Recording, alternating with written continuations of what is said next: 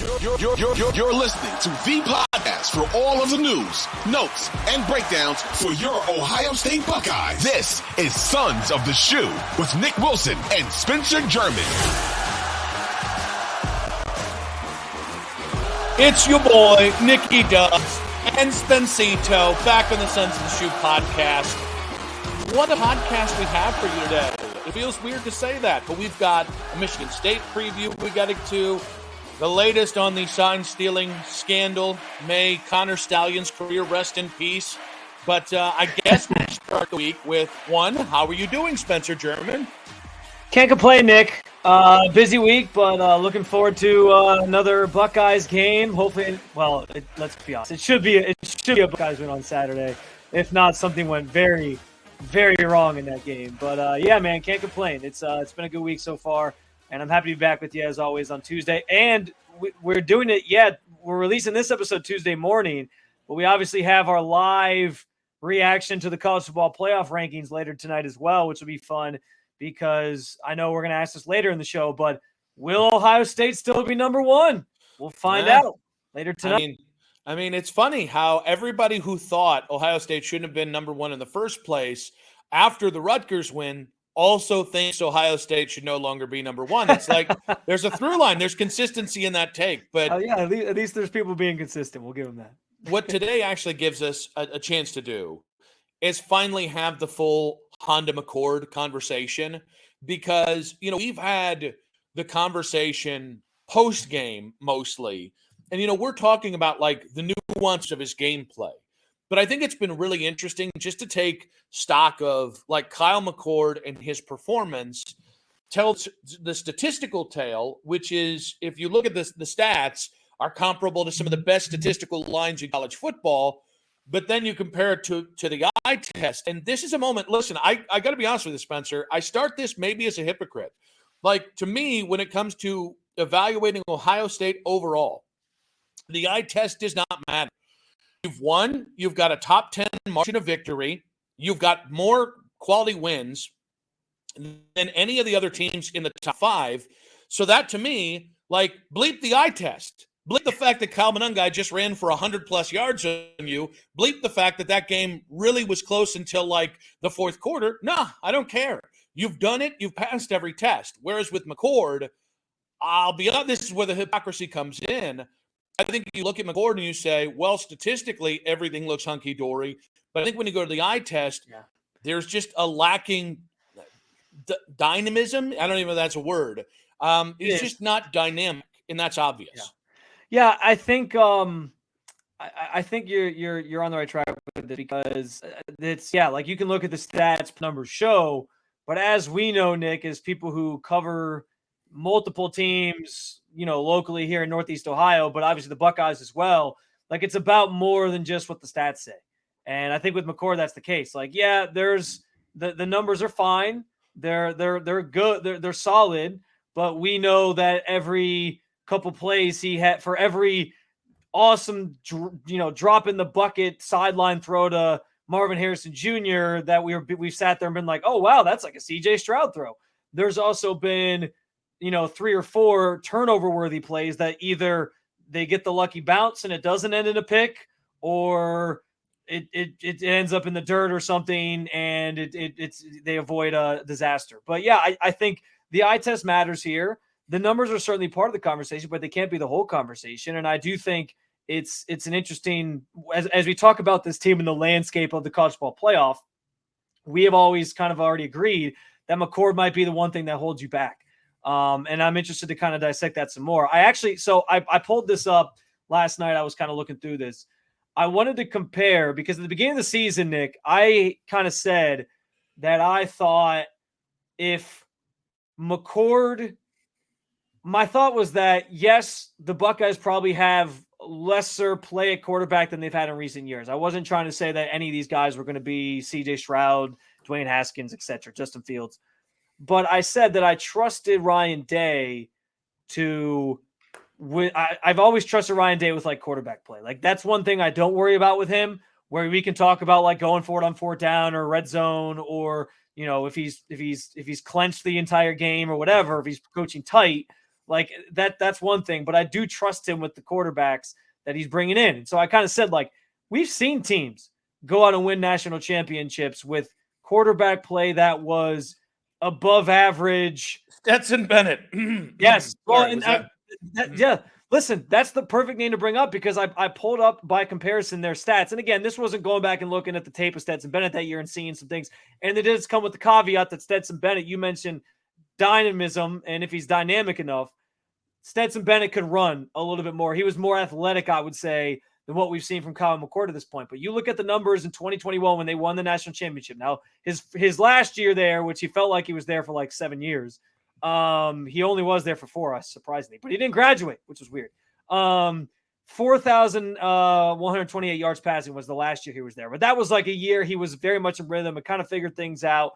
The year before that, though, where they still won a national championship, he had 2,862 yards, 29 touchdowns, 7 interceptions. If you look at McCord's numbers right now, he's already at 2,352 yards, 17 touchdowns, 4 interceptions. Again, eye test matters, context matters. I didn't go back and watch every play of Stetson's Bennett 2021 season, but I think like if he's on par with that, why can't they be in the national championship conversation with a guy like Kyle McCord as some of these other things come along here in the next couple of weeks? I don't think it's that you can't. I just think that the quarterbacks become so important in college football because it's not that the running game has been minimized in any way. It's just that the passing game, that high school influence has in the spread concepts, that's just become the thing where like the number one thing you have to be truly in the national title picture. And it's almost the get out of jail free card is a dynamic quarterback. That's Caleb Williams, right? And now what we're finding out is Caleb Williams has a dog ass defense. And now all of a sudden they're completely out of the playoff picture after the Utah loss. But like Bo Nix is not the most dynamic. I don't know that Bo Nix is a top 64 pick in the NFL, but he's still a dynamic quarterback. Michael Penix Jr., maybe a fringe first rounder, so again, arguable, debatable starting quarterback in the NFL, dynamic in his playmaking ability. That's just not Kyle. And I think like I break it down 4 ways with a quarterback, right? Or with a team. I look at from the offensive side, there's 3 things I care about. It is quarterback, system, and skill playing talent. And then the 4th thing that you kind of look at is, can the defense stifle in one way or another? And Ohio State, defense has some great moments. I don't know that they're truly like they're a top 10 defense, but I don't know they're the 85 Bears, but like meaning like it doesn't look exactly how you think it is because they don't consistently generate a megaton of pressure, but like they're just a really stout defense that is almost like a no-name defense. Like, yeah, Tyleik Williams is great. Yeah, Tuimoloau is great, but like by and large, they're just 11 really good players on the field at the same time. But getting back to the quarterback, or getting back to the offense, it's quarterback, it's system, and it's skill talent.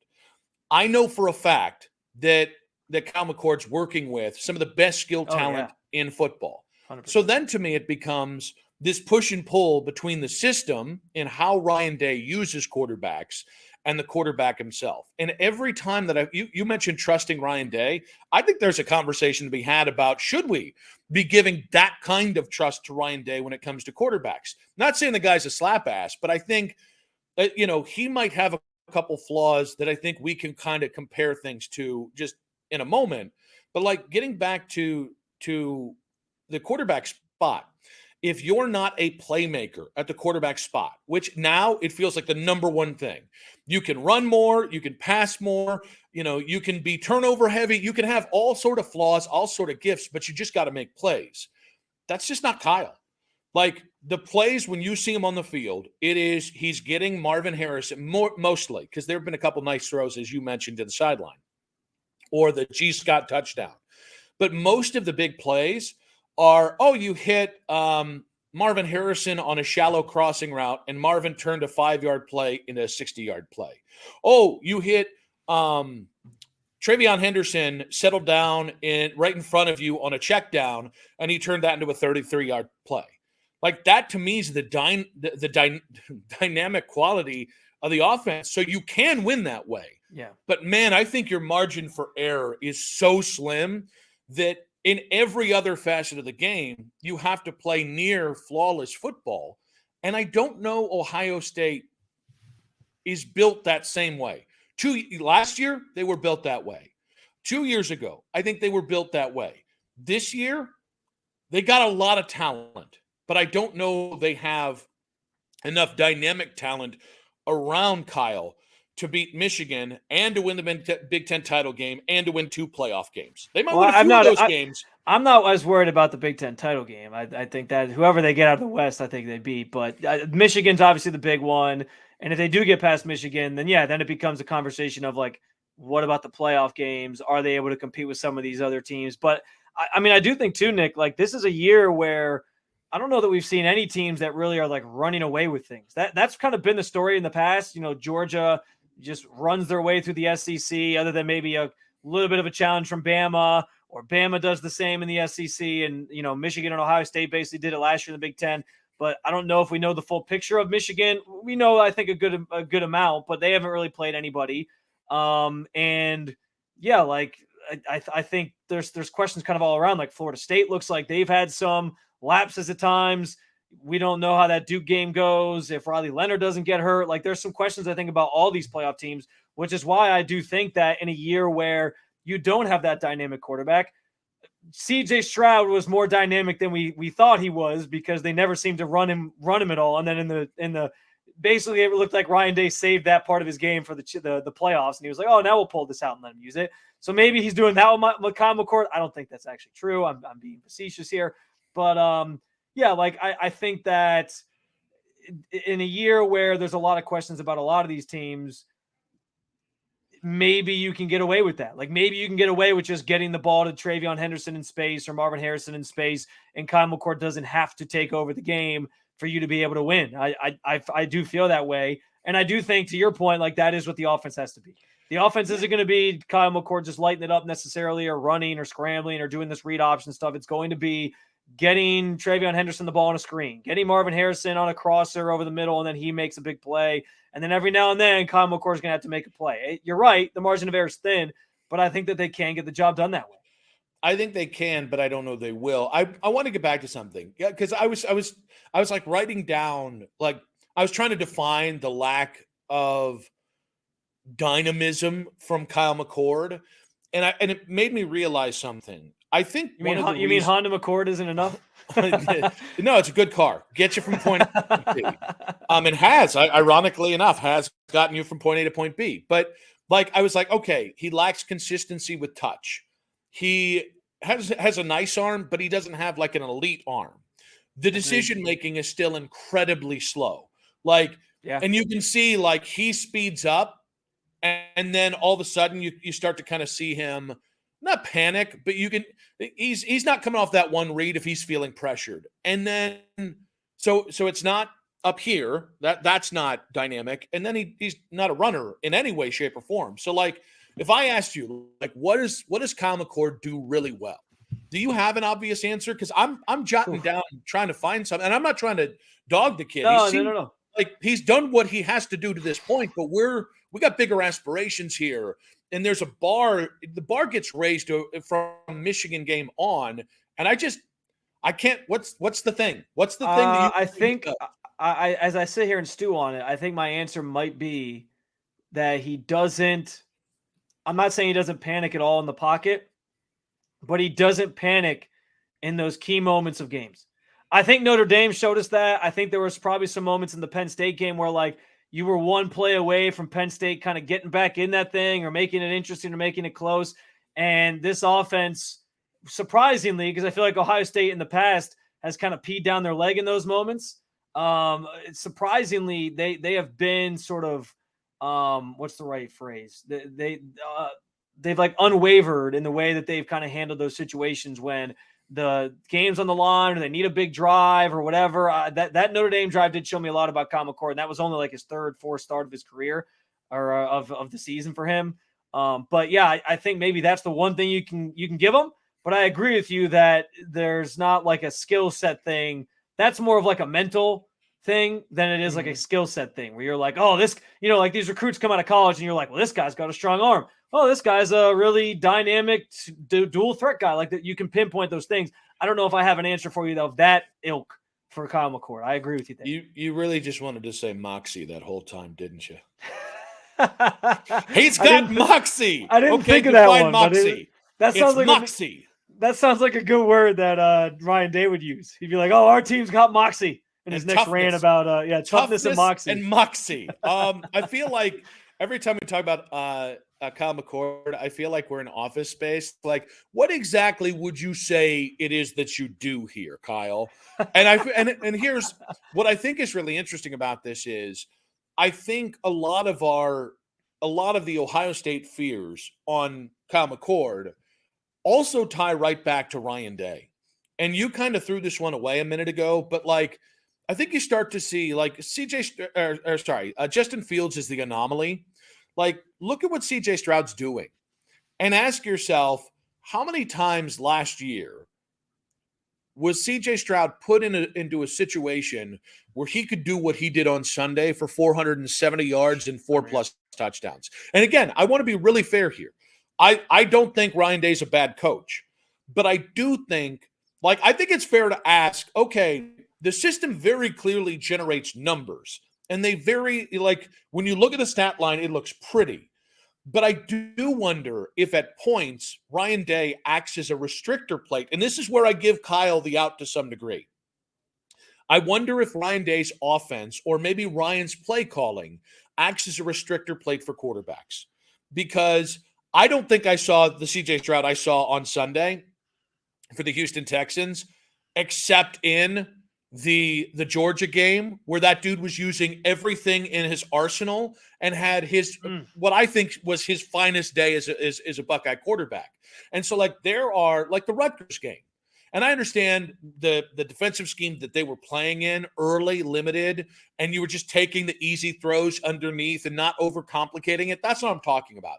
But I think there are obvious moments where I think, all right, either Kyle or Ryan has to it's like a put it on the table moment. All right.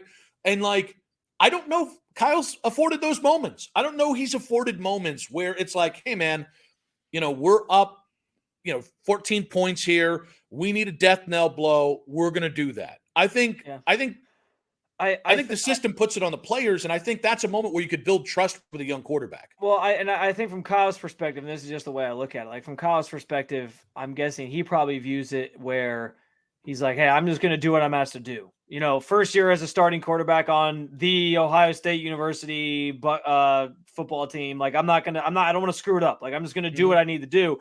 But I think from the other perspective where you talk about the play calling restricting him, I mean, and we talk about it, Ryan Day, I think sometimes does coach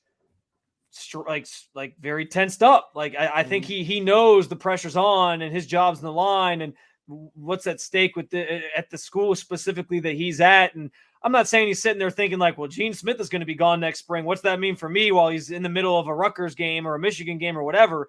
But I think all that stuff weighs on you, and you almost wonder in certain situations if he does coach more conservatively when he's got all these things kind of weighing on him and he realizes the pressure of the moment or the pressure of the game because it is Ohio State and it is a high stress situation. I don't envy him. That's got to be one of the hardest jobs in the country because the pressure that comes with winning just in general, but also beating Michigan. I mean, think about it. The guy's got. I envy him. The guy's got. Well, he's set for life money wise. He's making good money. He can pick any job he wants, and he's a married man. But if he chose to, he could get boy band ass. All right, those three things. Three things really set you up for life, man. 2-digit Urban did or whatever it is. No, Irby 2 did. Irby 2 did. Don't forget about it. I'm getting closer to getting it right on one of these days. No, you're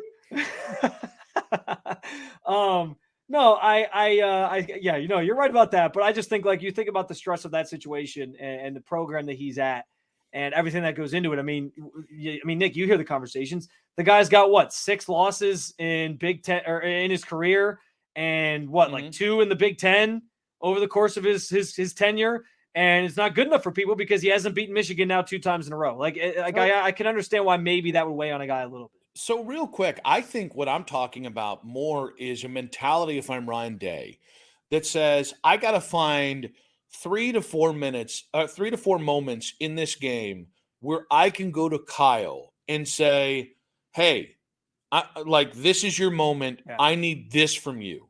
And where it's trust building moments. Like I watch Kyle sometimes. Did you think we kind of got that in the Notre Dame game? Because I brought up the last drive, and listen, like that last drive, man, he made some like A+, like incredible throws, like the type of stuff you're looking for when you're looking for a quarterback at Ohio State and somebody who's going to win you a national championship. I mean, that throw to Abuka, I remember, was like amazing. There were some moments in that game and on that drive where I was like, okay, this guy can do this. So I think I've seen them at points, meaning like an individual moment in an individual game. But I think, like, to me, that's something that needs to be repeated multiple times.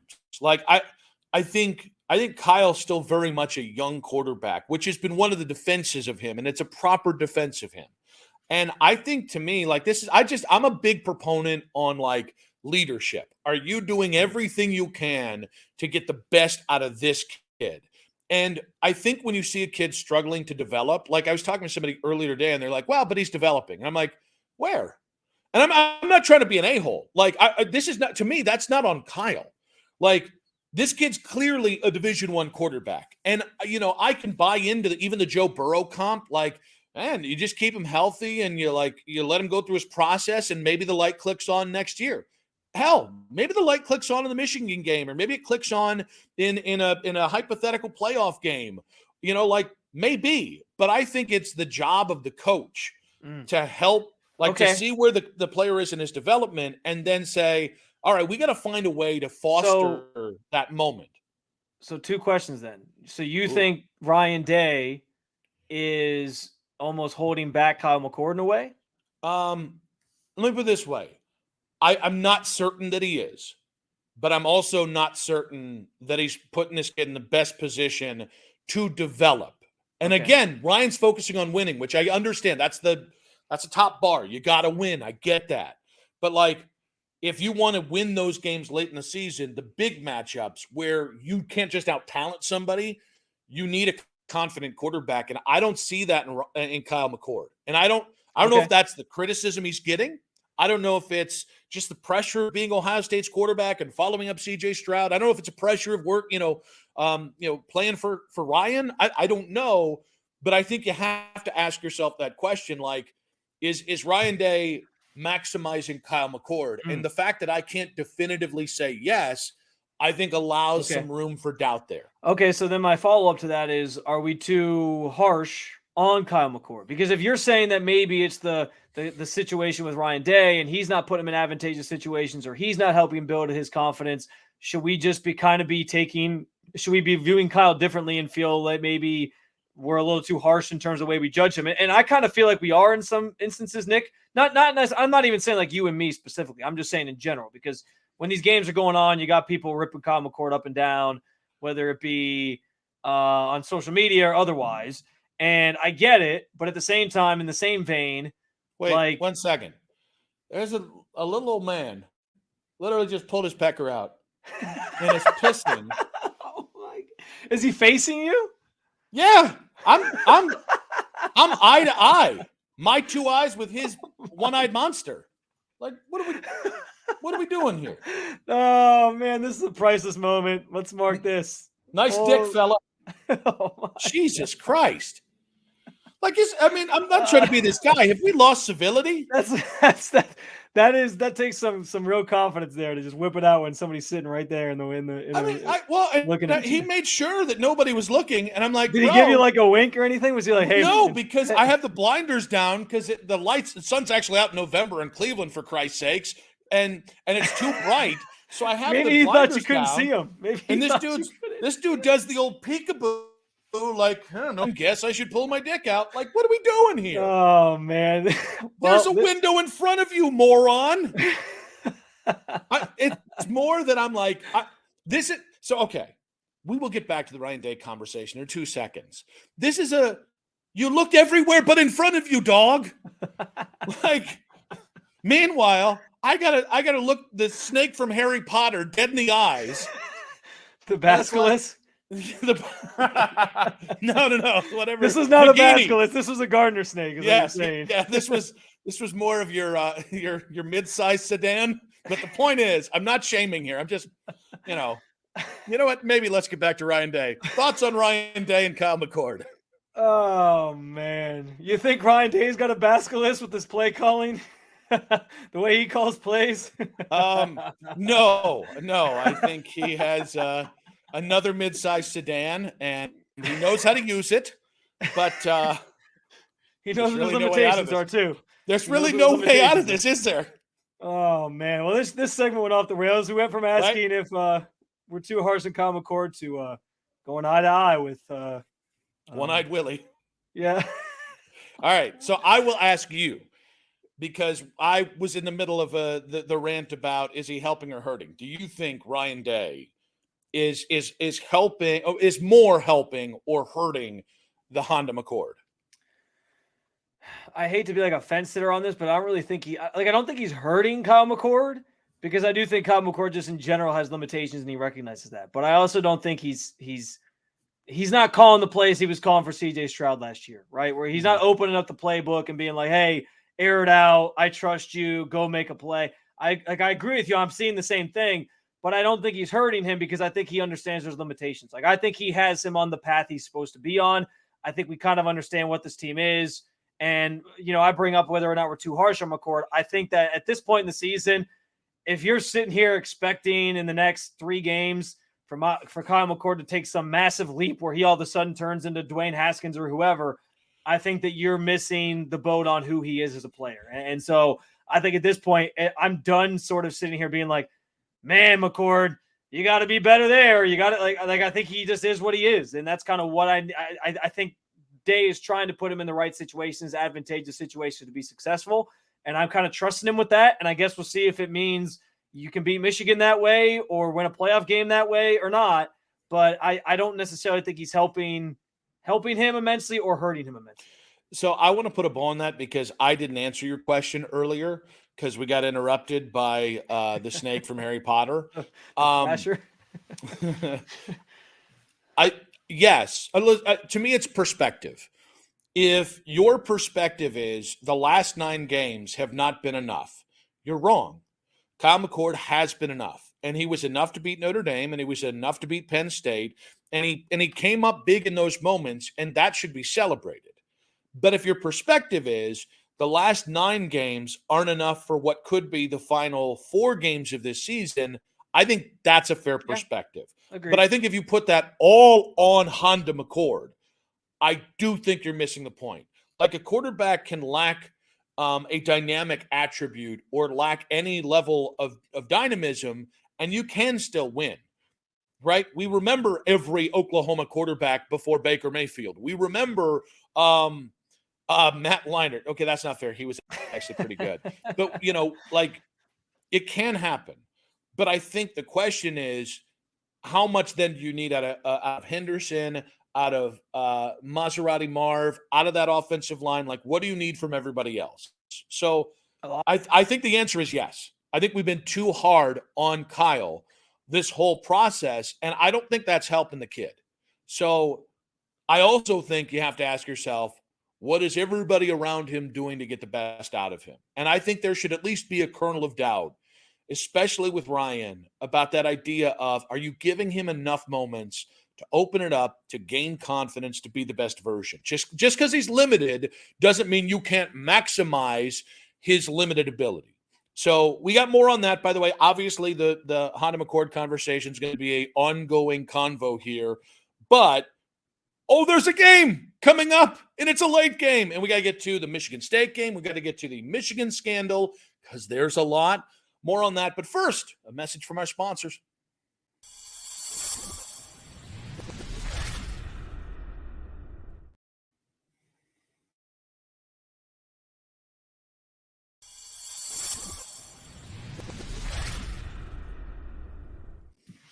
Nick and Spencer back on the Sons of the Shoe podcast. I'm pretty confident this segment will be a Sons of the Shoe with a little public indecency. Nothing. I think 0 penile references in this segment.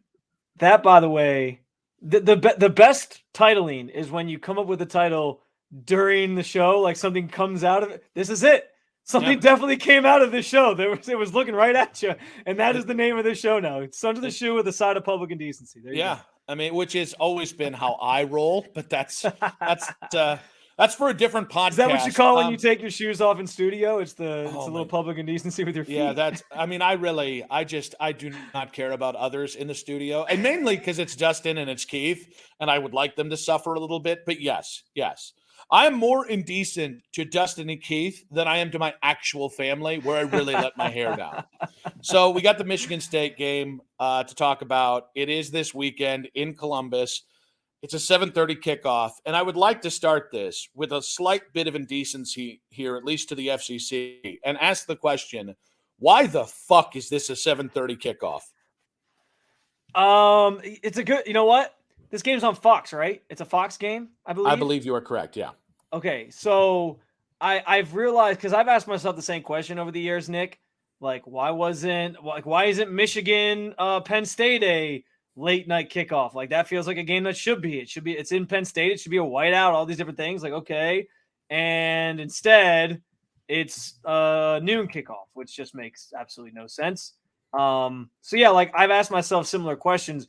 And then I've kind of come to realize that, you know, I can ask these questions all I want, but it ultimately always just comes down to whatever the network's doing at that given time. So they choose that. We have no say in it. It's kind of stupid. I agree with you. I don't know why they're putting this game at 7:30, because it's going to be over within 30 minutes. But I guess that means a lot of Buckeyes fans it's an NBC game. Can go to bed. Oh, it's just NBC. real quick. Okay. It is an NBC game. So that means it's probably happening after like a Notre Dame game or something like that, because Notre Dame's probably on in the afternoon. Of course. I'm Naturally. I'm looking it that's up probably right a good now. guess. But I just even though Notre Dame doesn't matter Notre Dame, that's exactly what it is. Notre Dame plays a 3:30 game against Wake Forest, so that's why they made it a night game. There you go. We figured it out. We got to the bottom of it. What a stupid decision. I think I was thinking the Browns game is a Fox game. That's what I was thinking. All right, so let's get to this. There's not a lot of analysis required for this game. You kind of came up with one stat that could be intriguing for this game, and here's your big moment, because I want you to sell the fight to me. Well, I said that I think Michigan State's defense, in terms of like passing yards allowed and other passing statistics, is basically like mid 50s, 55, 56th overall or something like that. So, we sit here and talk about Kyle McCord and if Ryan Day's holding him back.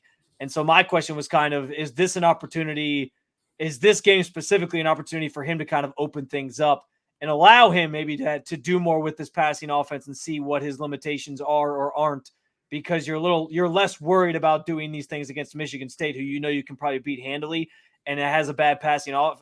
You think maybe people might have thought Rutgers was not a great defense, but they actually were statistically. Their run defense was really good, and their pass defense was, or actually I think it was their pass defense was really good. Their run defense was solid as well. So you had a team that you weren't going to necessarily do that against, but this week feels like the opportunity to maybe do that against Michigan State. Yeah, I kind of liken this to the last Browns game against Arizona, where I think it was 2 possessions into the game. Kevin Stefanski win for it on 4th and 3rd, right around midfield. And it was a moment where it's like, that was basically Kevin Stefanski saying, we could turn over on downs. They're not going to do a damn thing. And I feel like that's what we should be saying here. I think Michigan State, they're good enough to beat Nebraska. All due respect to Nebraska. They might be good enough to push you a little bit here, but I think this is a game where you go into it, you give Kyle McCord a couple chances and see if you can jumpstart. I mean, Ryan Day, after the Rutgers game, talked about the struggles in the first half and how we talked about it. They're one of the worst teams in terms of scoring in the first quarter and the first half. I think it's like 4 points in the first quarter, and then like only like 14 in the first half, or maybe less. It's not pretty. Like, I agree with you. Like, they need games here leading up to Michigan where they jumpstart this offense, because if you start slow against a team like Michigan State or Rutgers, you can dig yourself out of it. If you start slow against Michigan in 3 weeks, it's a different story. But yeah, I mean, we know the turmoil that surrounded Michigan State this year, from the head coach situation and him being forced out, and then the whole Hitler on the video board thing. Like, it's just been a mess there. They have they don't even have like a set quarterback. They're basically doing what Ohio State did the first couple weeks of the season, where they started the season with one guy, and now it's Caton Hauser's kind of their go-to, but they're still rotating in Sam Levitt in at quarterback. So kind of getting some young guys some experience. Like, this is a game Ohio State should win handily. Michigan State also they are one of the worst teams in college football. They are in the like 120s in terms of scoring per game. Like, their offense has not put up a lot of points. They're averaging like 18 points a game. It's not pretty. They should win this game going away. And that's why I bring up the idea that like maybe this is the opportunity to open things up a little bit and try some new things. I just really enjoyed how you were like, they had the whole Hitler on the scoreboard thing. Just glossed over it. As if that was like, oh, no, it was their turn to have I think the Nazi dictator on the scoreboard. Hitler on the scoreboard is not good. But in comparison, actually sounds like a musical. Wait, what did you say? Right? Hitler on the scoreboard sounds kind of like a musical. Not a good one. Oh my God. But a musical nonetheless. Lordy. It's Hitler on the scoreboard. But my point, the reason I made that feel lesser was because Hitler on the scoreboard definitely feels less than the whole thing that Mel Tucker was wrapped up in. That was a lot more current, pretty bad. And yeah, I think that was on the scale of present day. I think that one's probably worse, but neither of them are good. Though. I like the idea that you could almost have a would you rather. Like, would you rather your football program have the Mel Tucker scandal or Hitler on the scoreboard? And the idea that they both happened at the same school within 3 months of each other is pretty astounding here. It is. So we're going to put a pin in the Michigan State preview because, quite frankly, this is a game that if they don't blow Michigan State out, I think it's completely okay to panic a little bit and to get a little frustrated and ask why that happened. Whether it's they were looking ahead to Minnesota, whether they're looking ahead to Michigan, whether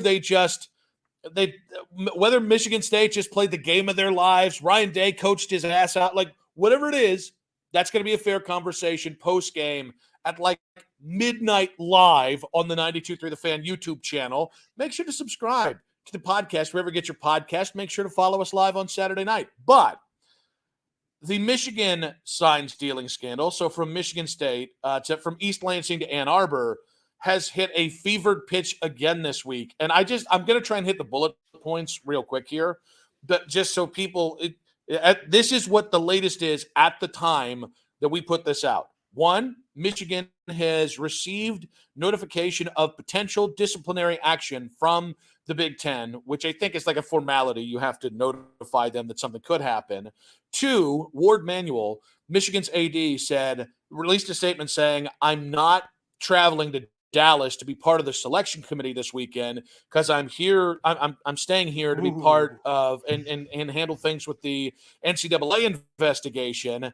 And there was a huge athletic piece on this about a former Big Ten staffer that has now given documents to Michigan that prove other teams in the conference were colluding to steal signs and plays for Michigan. And I forgot. And by the way, Michigan is telling the Big Ten, hey, can you just wait for the NCAA investigation results because that feels more proper.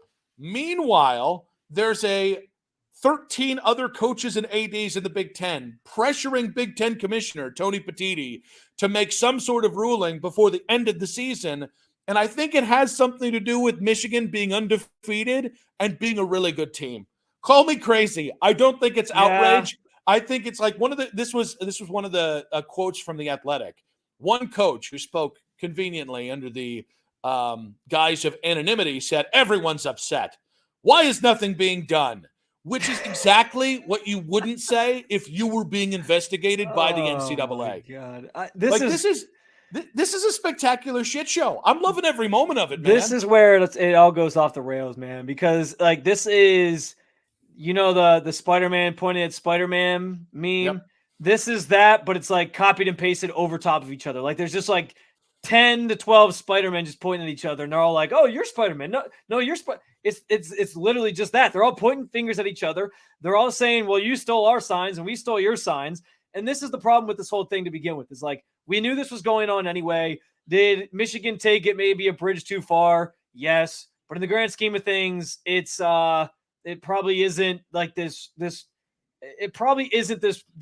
crime that deserves to be punished in the way that I think a lot of people think it should be punished. Should they maybe, have Jim Harbaugh get suspended or something, or for a game here or there or whatever? Like, should you do something with it? Fine, maybe, sure. But like, it seems like the Big Ten is now pushing for some sort of punishment that is just going to completely that they're hoping just derails Michigan's season, which is, by the way, not smart on the Big Ten's part to do anything, because the Big Ten in this world of college football, where expansion is ripe with expansion, it's ripe with NIL, it's competitive as hell. You're bringing in new teams. The SEC is bringing in new teams.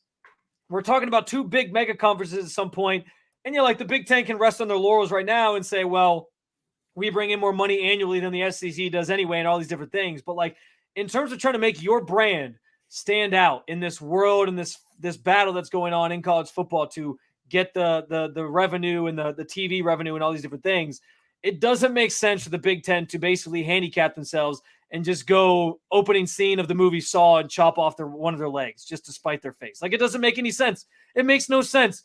Why would they possibly do this to themselves and hurt one of their best chances to win a national championship for the conference just because Michigan took it a step too far? I agree that it looks bad and all these different things, and maybe there's some minor punishment that should be doled out. But to your point on the teams all pointing the finger at each other, like, we knew this was going on. I'm sure there is evidence that this was going on, but it's just gotten out of hand at this point, man. Like, this is ridiculous. It's ridiculous. There was one thing I didn't add, which is, according to Ross Dellinger and Dan Wetzel of Yahoo Sports, the NCAA findings do not connect the in-person scouting and recording of opponents' sidelines to Harbaugh. So that was like, you need the smoking gun. You need some sort of evidence for the NCAA to, quote unquote, come down hard. Though I've dropped the hammer, because that's what Ohio State fans want and Purdue fans and Nebraska fans want. You need to be able to connect the dots. And whether that actually happened or not doesn't matter. It's all about evidence. And like, that to me is where it then circles back to the NCAA. Because circles back to the Big Ten. The Big Ten does not have an investigative arm. So any information they rely on is either supplied by other schools, which you're then trusting those schools to be unbiased. Yeah. You're then trusting those schools to which clearly they aren't. Well, and basically make sure that they're not fudging the data. And there is evidence that Connor Stallion bought tickets and that they have videographic evidence of Connor Stallions being in those seats recording the opponent's sidelines. But the key point is, can you tie it back to Jim Harbaugh? And if you can't, it's meaning if the NCAA can't, there's no way the Big Ten can. So then what are we really talking about here? Like, the NCAA has no way to prove this. The Big Ten then, you know what this is? I'm going to tell you right now what this is. Tony Petitti is everyone's new stepdad. Okay, he's been on the job about a year, and now he's home alone with the kids. He can't call the mom, and all of a sudden, he has no idea. There's no background. There's no, like, he's just here trying to appease everybody. And in the end, you can't, because this is a massive embarrassment to the Big Ten. And everyone, and it's not just the 13 teams accusing or frustrated, it's Michigan too. Everyone's acting like a petulant toddler. But Tony Petitti ain't going to paddle that ass. Tony Petitti isn't going to set you in timeout. And he has no idea what to do. He doesn't have the skills to do it. And I think, like, if I'm Tony Petitti, I'm going to all 14 schools and saying, shut the hell up. Like, let this thing, because here's the thing. If this happened in February, and every other step happened, right? The call with the 13 coaches and ADs, the visit with Ono, the president of Michigan, all these different things. It's so much quieter. But right now, it's happening in broad daylight in the thick of the NCAA football season, in the Big Ten season, where you've got two teams vying for a playoff spot. And thank God the College Football Selection Committee has said, that doesn't matter to us. We're here to talk about what's happened on the field and football. But like, it is this giant scandal. And I'm telling you, the longer that Tony Petitti continues to try and pacify everybody, and I'm really talking about the 13 other schools right now, the longer he does, the better chance that this thing is at a fevered pitch by the time Ohio State and Michigan kick off. And that is a travesty for this rivalry. That this thing, which is significant, but not as significant as it's being made out to, could overshadow or be the number one story in a game where you could literally have the number 1 and number 2 seeds in the college football playoffs. Like, seriously, we're not just talking about the Big Ten title. We're talking about a chance that both teams, depending on this game, could be playoff teams. And Tony Petitti's dumbass is like, well, tell me, show me on the doll where Michigan gave you a boo-boo. Yeah, and there was that other story that came out about how Michigan was trying to pin it on like Ryan Day, this PI that was hired, like it was him who did it, and like I'm just now at a point where I'm like, if Ohio State really had a big hand in this, like how does that benefit them? Knowing again, because I think this whole thing just comes back to this doesn't work out for Ohio State in the end, like.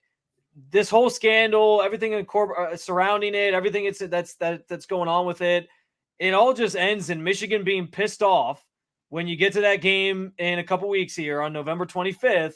And if they think you're involved at all, or if Jim Harbaugh we saw Nick, this team against the Little Sisters of the Poor that they were playing in the early stages of the season, were holding up the number 4 in honor of Jim Harbaugh because he wasn't out there for their 60-7 ass whooping on Colorado State or whoever the hell they played. Like that they were motivated during that span of time when they knew they were going to win those games anyway. Can you imagine if you suspend him, or if like this is still like looming large over their heads when they get to that game and they somehow, some way, you know that Jim Harbaugh is trying to maybe he's not outright saying it, but you know within the program the talk is like, oh, Ohio State had to be involved. Like they're trying to spin this into their advantage. Like this doesn't benefit Ohio State. It doesn't benefit the Big Ten.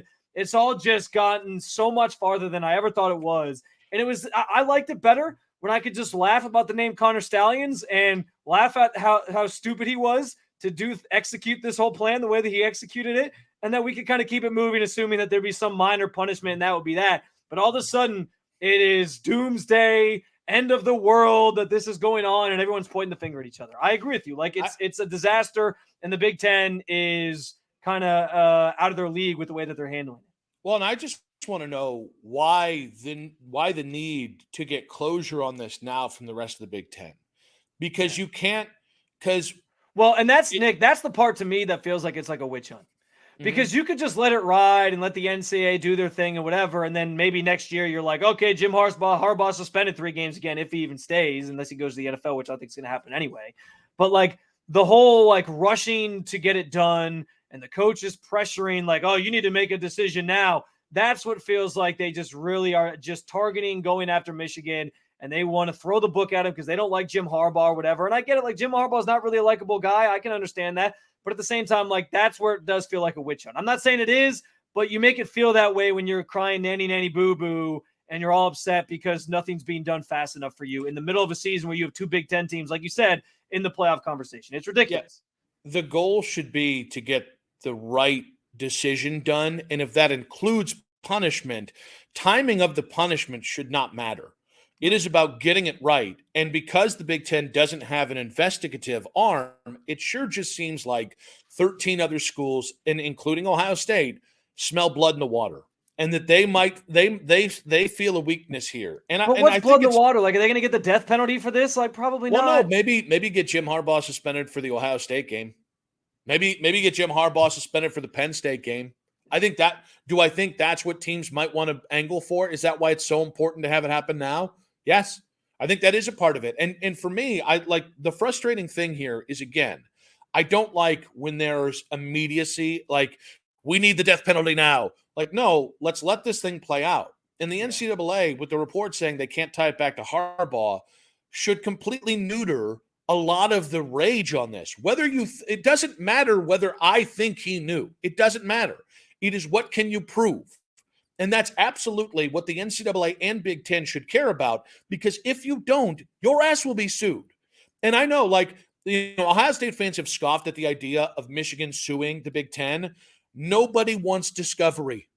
Nobody wants. The Big Ten does not want, because what's going to happen is, this is why the leak came out that Michigan had a former Big Ten staffer send them evidence, text messages of teams communicating and gathering information together to steal signs. All right. This is why that all Ward Manuel staying in the war room in Ann Arbor, because Michigan very intelligently, in my opinion, is going to war, and they know they're going to war. Yeah. And if you're the Big Ten, if you think this sign stealing scandal hurts your integrity as a conference, wait until some of the things that are going to come out. Because here's the thing, much like the sign stealing stuff, the truth doesn't matter.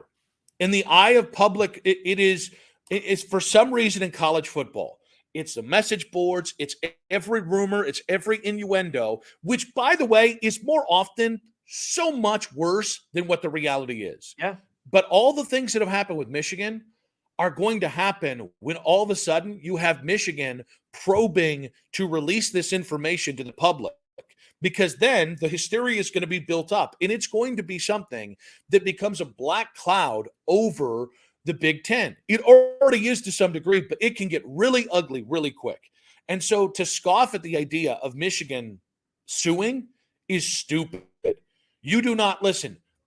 Everybody wants to play the high road in this Ohio State rivalry. Oh, Michigan forever. What was their BS? Oh, well, we could win national titles, but we have standards. Yeah, your standards were a 12-win season and a 10-win season and a loss to Ohio State and probably Michigan State or Penn State. Like, that was your standard, okay?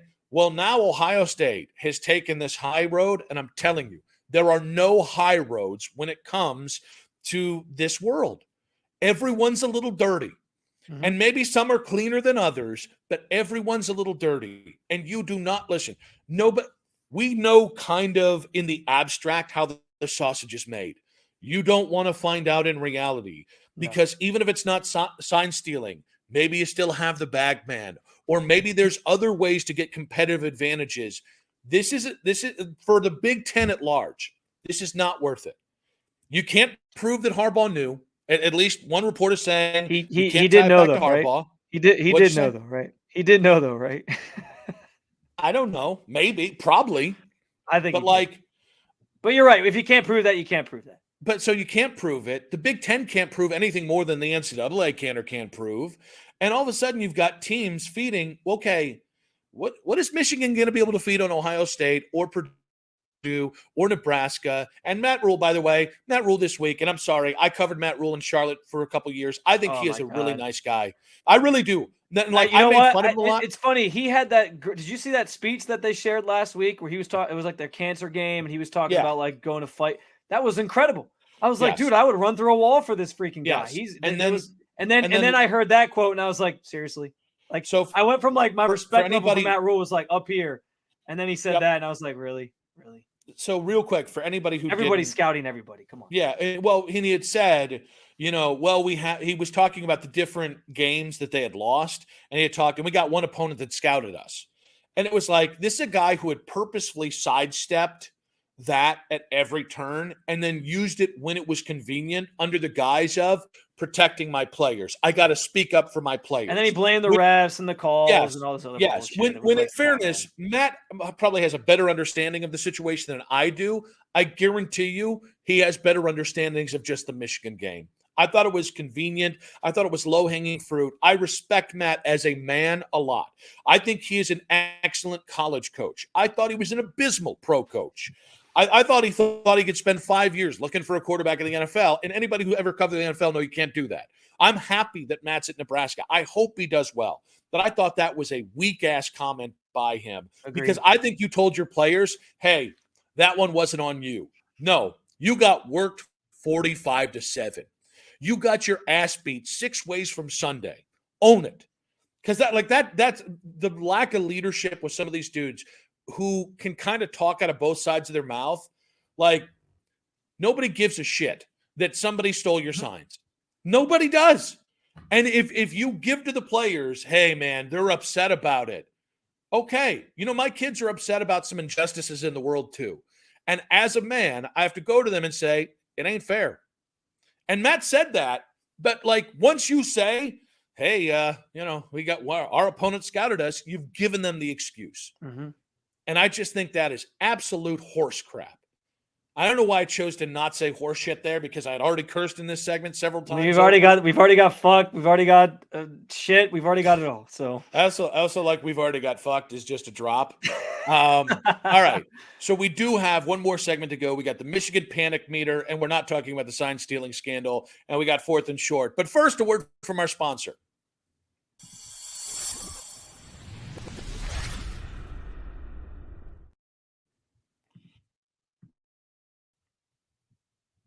And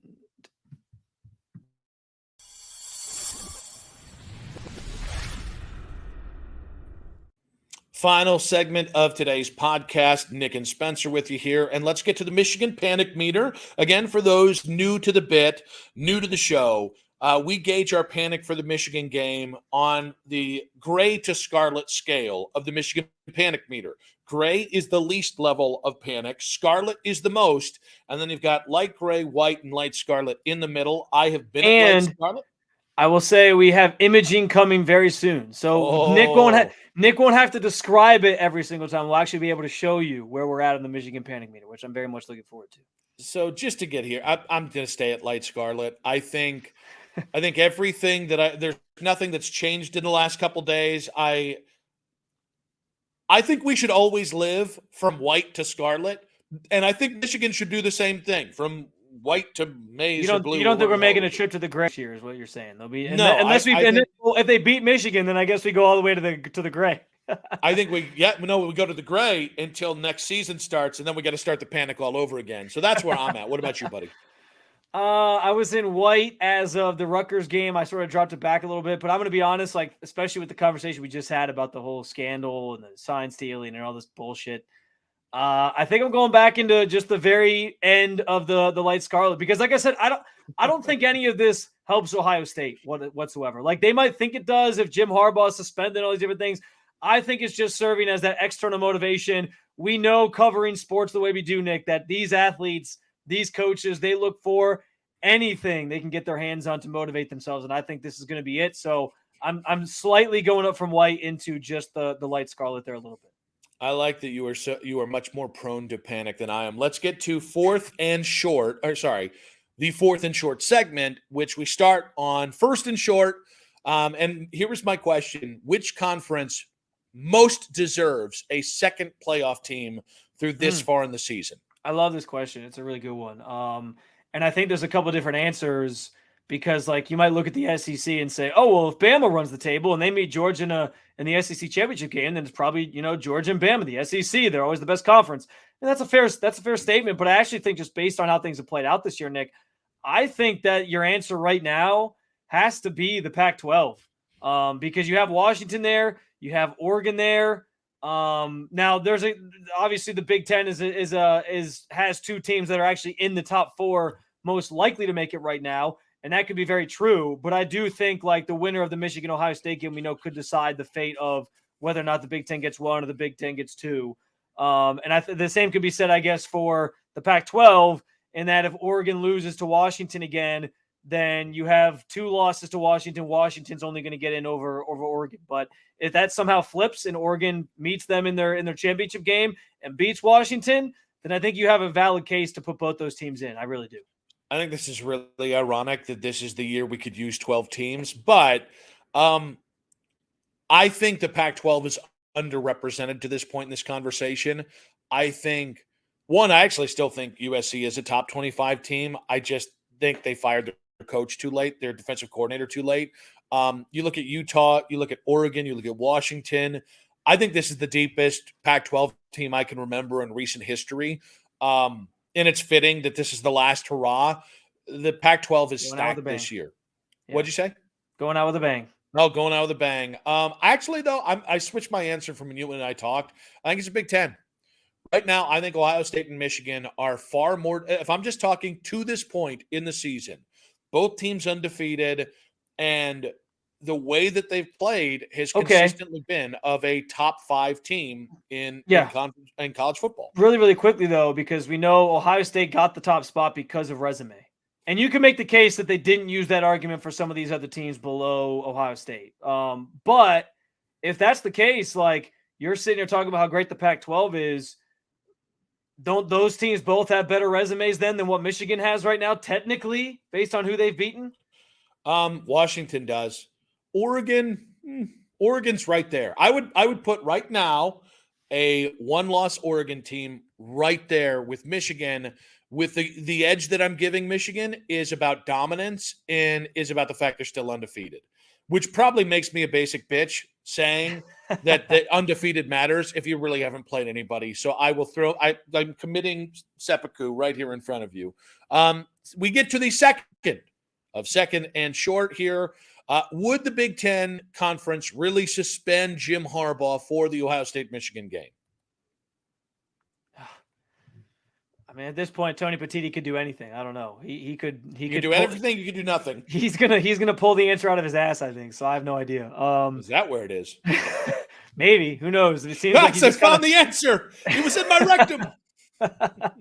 Seems like he's just doing this all on the fly here. So I'm gonna lean no. Like I just think this would handicap the Big Ten way too much. For like I think when cooler heads prevail, I think they'll do the smart thing, and just realize like, okay, we're going to let this play out and nothing's going to happen this year. And everybody goes into that game. It's Ryan Day on the sideline. It's Jim Harbaugh on the sideline. We get the matchup that everybody should want because you want to beat the best to be the best. But yeah, I'm going to say that, but I could be completely wrong here. If I had to put money on it, I wouldn't do it. And I wouldn't tell you to do it either if you were basing your answer off of me. I think he could, but I think it would be the equivalent of Kevin Warren 1 year into his job as Big Ten commissioner, trying to cancel the football season in the Big Ten. And Kevin Warren had a long way to go from that. And it took him a long time to crawl out of that with all the administrators and all the head coaches in the conference. Ryan Day and Jim Harbaugh did not like Kevin Warren for a long time after that. So I would look at Tony Petitti and say, like, if you suspend him for this game, you're going. Hey, he's going to be offering Ryan Day a job pretty soon. Don't forget. We'll see about that. But I think this is a pivotal moment for Tony Petitti early, and I think the worst thing he could do is cater to a mob. I think he needs to get, instead of listening to 13 rabble rousers all on one call, he needs to be handling every one of these schools, every one of these coaches and ADs individually. If he does this, it's the kind of thing that could really hamper your ability to be an effective commissioner for several years down the road. I think people are so thirsty in their bloodlust that they're not realizing what suspending Jim Harbaugh for either Penn State or Michigan, how that would impact because it's tainting your biggest rivalry. And quite frankly, it could taint, like if Ohio State were to beat Michigan without Jim Harbaugh, and now all of a sudden you're sending Ohio State to Indianapolis, and then all of a sudden we're going to assume that sends them to the playoff. Yeah. We're going to say even some Ohio State fans like myself are going to be saying you needlessly put yourself in that situation. Now we go to third and short. Caleb Williams, after the Utah loss, climbed up into the stands and was cuddling with his mother and crying. So this has been a popular take. I'll ask you: Is Caleb Williams soft for crying in the stands after the loss to Utah? Absolutely not. I'm glad this was on here because we need to set the record straight on this. Like, guys, if we are going to ask for sports to allow athletes to be emotional when they make a big play, and we have this conversation in baseball all the time, let the kids play and let them have fun, let them bat flip and all these different things. If we want that sort of emotion, why shouldn't we want the same sort of emotion when it's like hey, I lost a tough game and I'm feeling it, and this season hasn't gone the way I planned, and I put my heart and soul into this thing, and now it hasn't worked out for me, and I'm sad about it. Like, I don't understand how we can jump to, like, I guess I do understand because I know where this comes from. It comes from a place of this, like, toxic masculinity that we always talk about. But, like, guys, it's 2023. we should all be in kumbaya with our emotions at this point. Understand, it's okay. It is okay for a grown man to cry. It is okay for a football player to cry. We see football players like crying during the national anthem, and we're like, oh, yeah, that guy loves his country. Let the tears out, my man. But then he cries because he lost, and it's like, oh, no, you can't show emotion in that instance. Like, no. What are you doing? You got to just act tough and act like it doesn't matter to you. Like, dude, come on. They put their heart and soul into this thing. It's an emotional sport. It's an emotional game. Caleb Williams has spent probably most of his childhood and young adult and teenage years trying to be good at football and build towards going to the NFL. And he thought his last season potentially, because there's all the rumors he could stay. He thought his last season at USC was going to go differently. It hasn't. Like, let the man show whatever emotion he wants to show. Come on.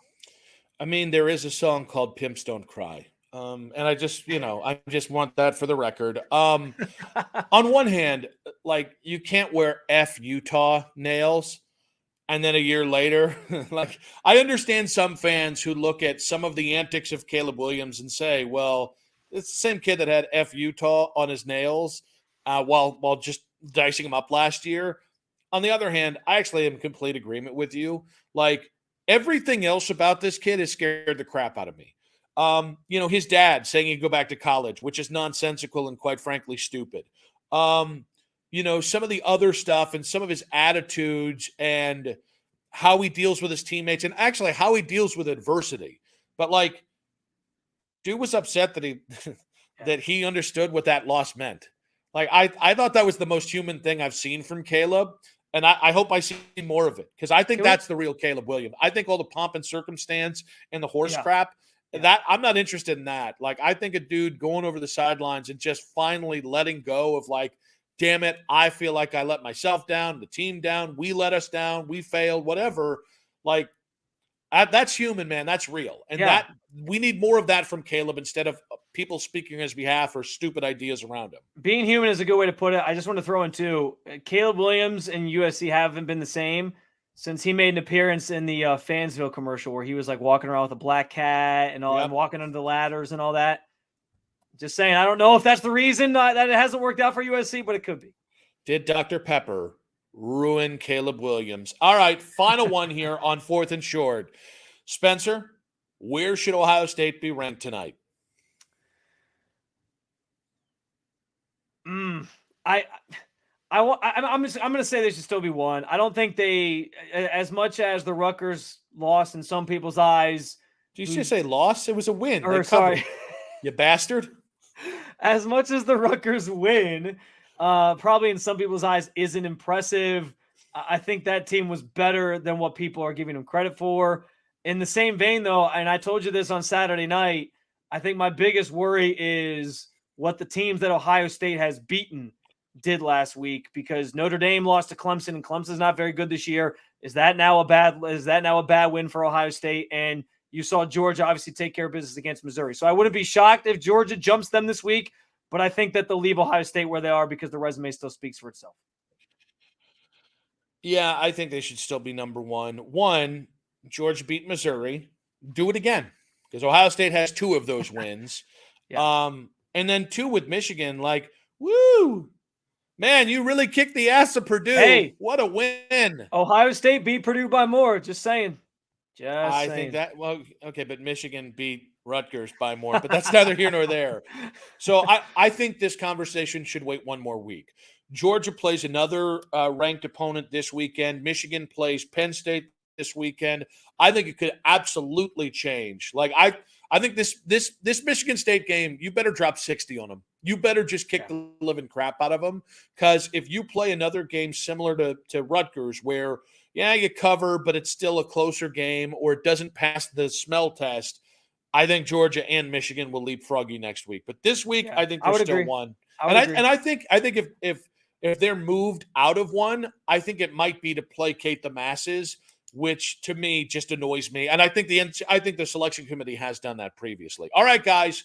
Now, Sons of the Shoe podcast, we've got a live edition on Tuesday night. That's tonight on 92.3 The Fans YouTube. We're going to try and put it out there on our social media as well.